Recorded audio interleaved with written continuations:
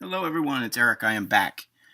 It's been a little while. Mainly, it's because there's not been a lot of vinyl out there, and I want to show vinyl, but I'm not getting a lot of it. So, uh, something else I have been finding is a lot of compact discs, but we're going to get to that in a moment, if I can speak correctly here.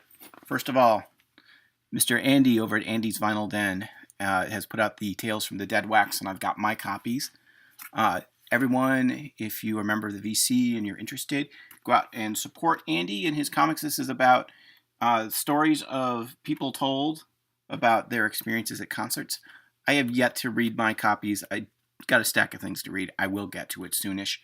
But definitely, we should, my opinion, I like to try and support people that are part of this community whenever I can. So go take a look. I know a lot of people are showing these. Give Andy some props. All right, next thing. One of the things that I'm seeing less and less of these days, and I'm buying less and less of, is VHS. And I don't usually show VHS on this channel, but this one's music related. I found a copy of Electric Dreams, which is best remembered for the song Electric Dreams. This is about a computer that falls in love with a woman who is a musician. Not tried to watch this yet, but this is not out on DVD. It's not out on streaming.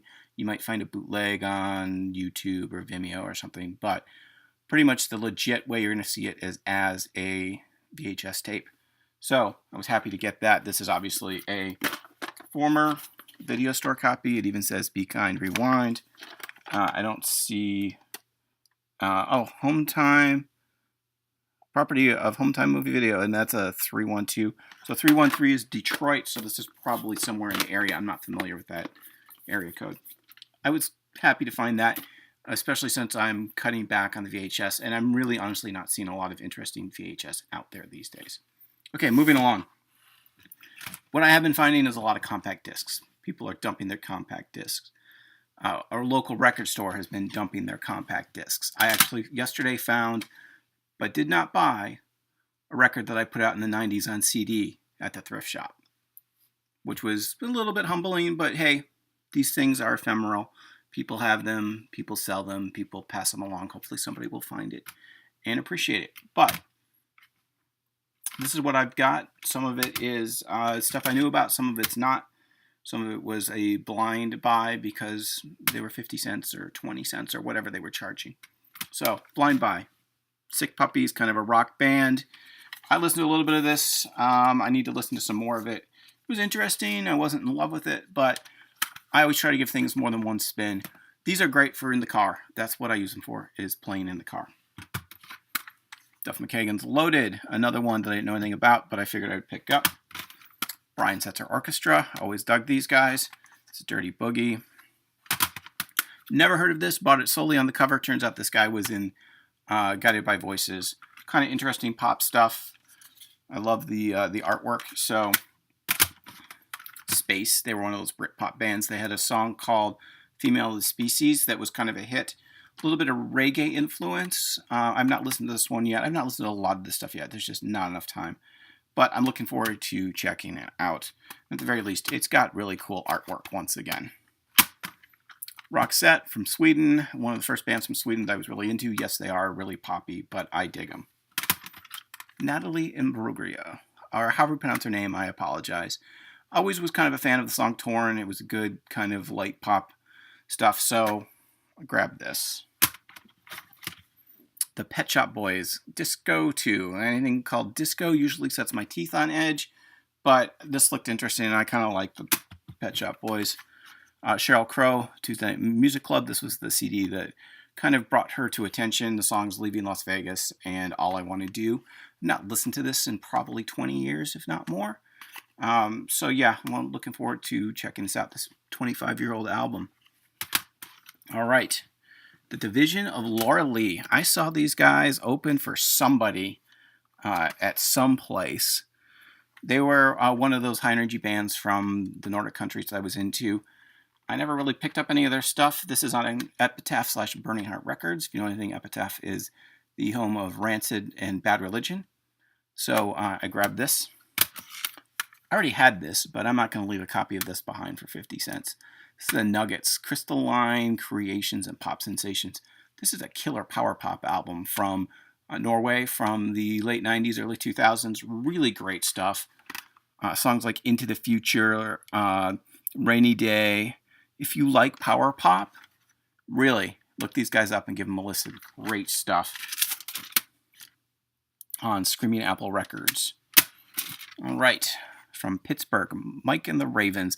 These guys were a garage band. You can see they're from 62-ish era. This was put out by Dionysus Records, which you can kind of see right there. Dionysus is one of those garage reissue labels. I had like a 4-song EP from this band that came with an issue of Ugly Things magazine that I really liked, so I was happy to find this for 50 cents.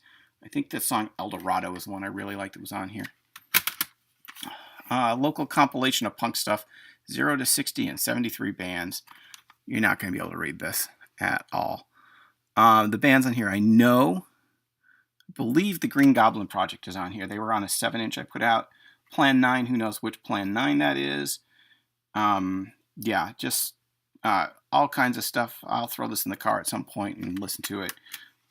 Good, bad, indifferent. Check it out. Sham 69 Volunteer. Sham 69 is one of the UK punk bands from the late 70s.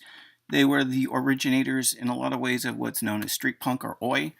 They tried to distance themselves from that very quickly because of the skinhead influence, but they recorded some of the best UK punk rock with Borstal Breakout and If the Kids Are United. This is from later on. This is from the 80s. I haven't listened to it yet. But for 50 cents or whatever, I'm never going to see a Sham album for that cheap. And yes, I am covering the stickers from the local record store that dumped their compact discs there. All right.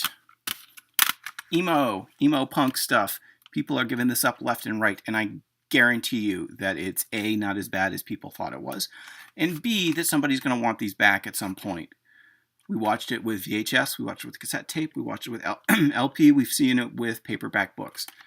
I am not buying these as an investment. I'm buying them because I want to listen to them. I actually want to give them a shot because I didn't really listen to Avril when she was at the height of her powers. I've heard her music. I don't find it obnoxious, but I wanted to check it out.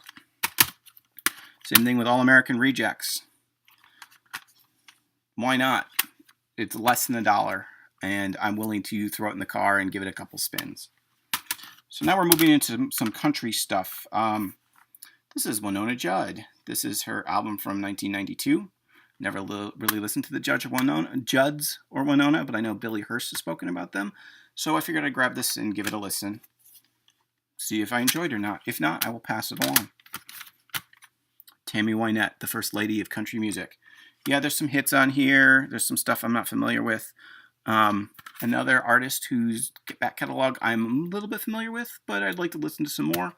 Once again, this is the kind of thing I put on and just check it out. Grievous Angel, a tribute to Graham Parsons. He of the Flying Burrito Brothers, one of the original country rock guys from the LA scene in the late 60s, early 70s. This has got Beck, it's got Evan Dando, it's got the Mavericks, it's got Steve Earle, it's got Sheryl Crow, Elvis Costello, all kinds of stuff on here. You might know some of these songs, you might not, but I'm willing to check them out. So, and finally, the Avett Brothers, another kind of more recent country rock, alt country group that I know a lot of people really are fans of.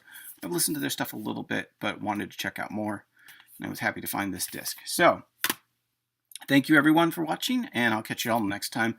Expect some more videos soon for books and contest entries and that kind of stuff. All right.